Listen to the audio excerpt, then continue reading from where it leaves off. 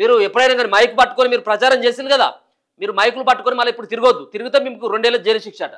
అంతేకాకుండా ఏది మీడియాలలో, పేపర్లలో, టీవీలలో, రేడియోలలో, సోషల్ మీడియాలో ప్రచారం కూడా పూర్తిగా నిషేధం. మీరు కనుక ప్రచారం కనుక మళ్ళీ ఇట్లా చేసినా కానీ 2 ఏళ్ల వరకు జైలు శిక్ష పడేటువంటి అవకాశం ఉన్నదట.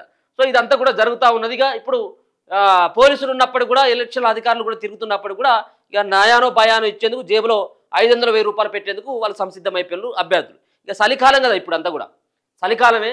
ఇక చలికాలం అంటేనే మనం అందరూ ఇంట్లోనే పడుకుంటాం, లోపల ఇంట్లో అర్రలో పడుకుంటాం. సో ఫ్యాన్ గిన ఉండడం కూడా బంద్ పెట్టుకుంటాం, ఎందుకంటే ఈ 3-4 రోజుల కంటే ఇంకా చలి విపరీతంగా పెరుగుతూ ఉన్నది.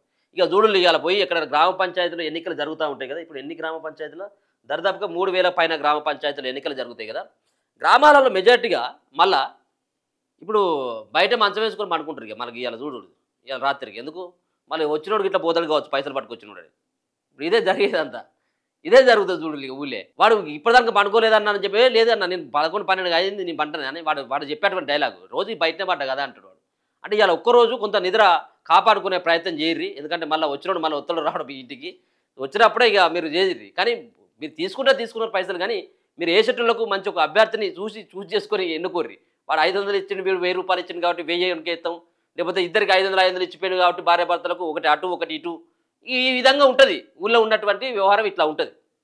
సరే ఏమున్నప్పుడు కూడా మంచోని ఎన్నుకోరు. పైసలు అందరి దగ్గర తీసుకున్న పరిస్థితి లేదు, కానీ మీరు మాత్రం ఓటు అయితే మాత్రం ఒక మంచోని ఎన్నుకోర్రి, మీ గ్రామాన్ని అభివృద్ధి చేసేటోని ఎన్నుకోర్రి.